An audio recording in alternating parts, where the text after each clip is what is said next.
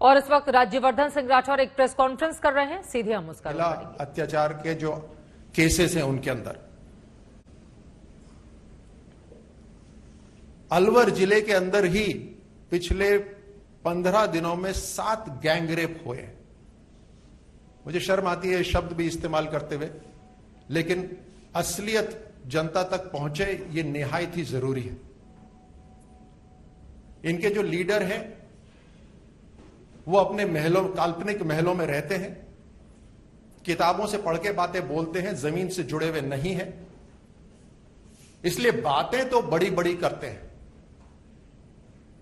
लेकिन जहां पर अनैतिकता की आंधी आती है वहां पर मंद गांधी महात्मा गांधी के पीछे हो जाते हैं। राजस्थान में इनकी कोई नहीं सुन रहा। कोशिश करी, ऐसा नहीं। माकन गए, पांडे गए और गए वेणुगोपाल,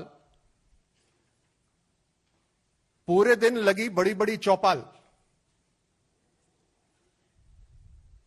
लेकिन राजस्थान कांग्रेस की सरकार में नोटों के आगे कुछ नहीं चलता और पीड़ित, शोषित, वंचित इनकी कोई नहीं समझता। और इसी कारण से एक के बाद एक वहां पर ऐसे घिनौनी करतूतें हुई हैं। और मैं आपको आप ही के द्वारा जो लिखी हुई खबरें हैं वो दिखा रहा हूं। 38% increase in crime against women. और मैं तो उसी क्षेत्र से आता हूं, तो मैं आपको बतला देता हूं, जो उनका बचाव है कि हमने केस करना आसान कर दिया, ऐसा नहीं है। केस करने के लिए भी वहां पर जनप्रतिनिधियों को जाना पड़ता है। 6 महीने में दुष्कर्म की वारदातें 30% बढ़ गई। पिछले 30 दिन में ही 550 केसेस आए। पिछले 30 दिन के अंदर 550 केस। एक भूखी महिला जो खाना मांग रही हो उसके साथ में लॉकडाउन में रेप होता है। जयपुर में छत पे कपड़े सुखाने गई एक लड़की को उठा के ले जाते हैं। आप राजस्थान आए तो बस स्टैंड पे खड़े मत होइएगा अकेले, क्योंकि अलवर में उठा के ले गए। अपनी गाय को चराने के लिए कोई जाती है तो उसको उठा के ले जाते हैं। ये गैंगरेप्स हैं सारे। राजस्थान के लिए कानून अलग है क्या? और जब सवाल करने नौजवान जाते हैं तो उनको इस तरह से पीटा जाता है।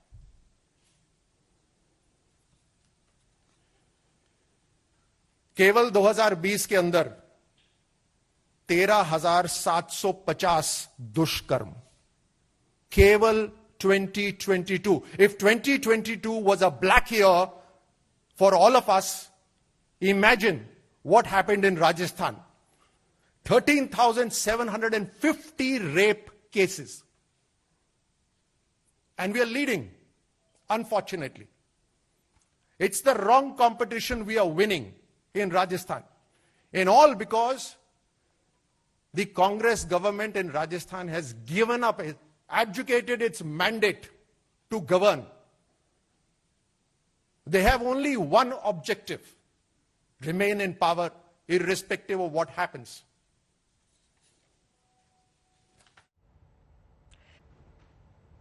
राजस्थान की गहलोत सरकार को लेकर राज्यवर्धन सिंह राठौर बीजेपी की प्रेस कॉन्फ्रेंस चल रही है, सीधे चलते हैं।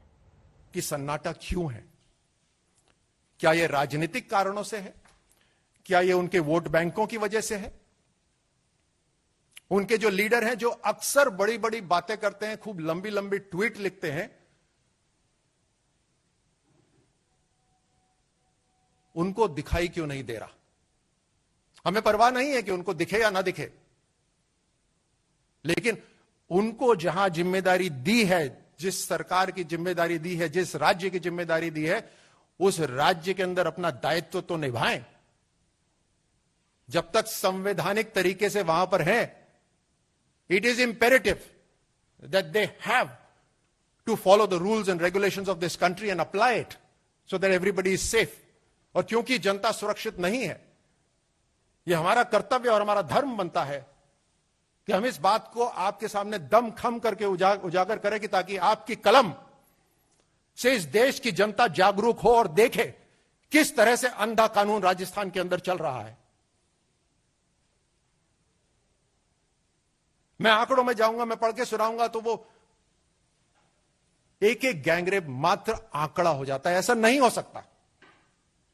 आप उस शरीर के अंदर घुस के देखिए, आप उस अंतरात्मा के अंदर घुस के देखिए, उस बच्ची के जीवन का देखिए जिसके साथ ये सब हो रहा है और बार बार हो रहा है। खुद को 5 सितारा होटल के अंदर बंद कर लेते हैं, चारों तरफ से कई घेरे लगते हैं पुलिस के, ताकि ना अंदर वाले बाहर जा पाए, ना बाहर से सिग्नल अंदर आ पाए, लेकिन जनता की सुरक्षा एक नाम की नहीं। ये कौन सी सरकार है? ऐसी सरकार तो हमने नहीं देखी कभी। और ये सरकार हटेगी वहां से, निश्चित तौर से हटेगी, क्योंकि जनता देख रही है इसको।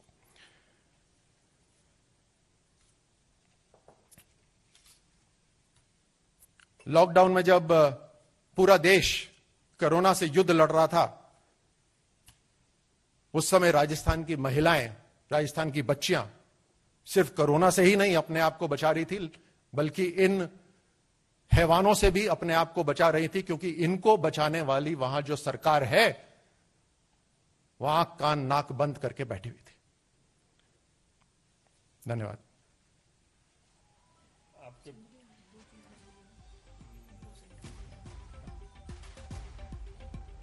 बीजेपी प्रवक्ता राज्यवर्धन सिंह, आपके इस तरीके से डिटेल में राज्यवर्धन जी ने राजस्थान में क्या हालात हैं इसके ऊपर आंकड़े भी दिए, और किस तरीके से महिलाओं की, बेटियों की कोई सुनवाई नहीं है।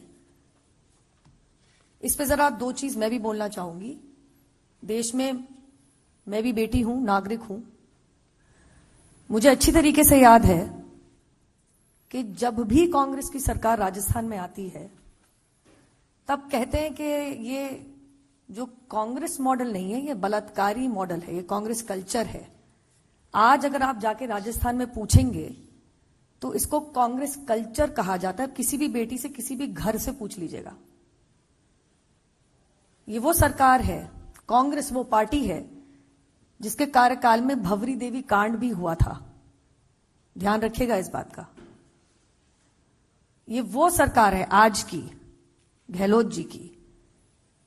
जब सीकर और बरान के मामले आए थे तो मुख्यमंत्री खुद और उनके एक विधायक आगे होके कहते हैं, अरे कोई दुष्कर्म का मामला नहीं है, बेटी तो अपनी मर्जी से गई थी। और विधायक कहते हैं, अरे प्रेम किसी संबंध में लिप्त थी, अपनी मर्जी से गई थी। जांच पड़ताल, इंसाफ तो दूर की बात है, लड़की के चरित्र के ऊपर जो उंगली उठा रहे हैं,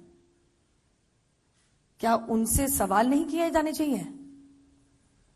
अगर मुख्यमंत्री बेटी को ही गलत मान रहे हैं तो पुलिस क्या काम करेगी? मैं बताती हूं। भली भांति याद है कि एक बहुत ही लाचार परेशान बाप ने अपने आप को जिंदा जलाया था। इतना बड़ा कांड हुआ, तब जाके कांग्रेस के सुप्रीम लीडर राहुल गांधी की आंखें खुली, चलो भैया राजस्थान में भी बेटी है, भारत की बेटी है। आप लोगों ने प्रेशर किया तो वहां गए। मैं पूछना चाह रही हूं आपसे ना, हाल के कुछ 3 किस्से मैं आपको बताऊंगी। ये पुराना मामला था, आगे सुनिएगा। जयपुर में एक महिला 35 वर्षीय इंसाफ ना मिलने पे वैशाली नगर थाने के सामने जाके आत्मदहन करने की कोशिश करती है। जून 2021 में, अभी पिछले महीने की बात है, एक लाचार बाप भरतपुर के अंदर इंसाफ ना मिलने पे अपनी बेटी के लिए कह रहे थे दुष्कर्म हुआ है, पुलिस नहीं मान रही थी, आत्मदहन करने की कोशिश करते हैं। 15 साल की बिटिया दौसा के अंदर दुष्कर्म से प्रताड़ित दम तोड़ देती है। एक अहम सवाल कांग्रेस और उसकी लीडरशिप के लिए मेरा यह है, जो उत्तर प्रदेश में हाथरस के रास्ते में घास ढूंढ रहे थे लेटने के लिए, प्रदर्शन के लिए थोड़ी सी फोटो ऑप चाहिए थी, बरान, सीकर, दौसा, भरतपुर, अलवर, जयपुर, इन सब बेटियों के लिए क्या राजस्थान में रेत ढूंढेंगे? फोटो ऑप के लिए। जो भाई बहन गाड़ी के अंदर बैठ के हंसते खिलखिलाते पिकनिक मनाने जा रहे थे उत्तर प्रदेश में, कभी यह सोचा है कि वहां की बेटियों के ऊपर क्या बीत रही है? ये बहुत अहम सवाल है जो आपके द्वारा हम ये आशा करते हैं कि कांग्रेस पार्टी और उसकी लीडरशिप जरूर इसका जवाब देने की कोशिश तो करेगी कम से कम। धन्यवाद।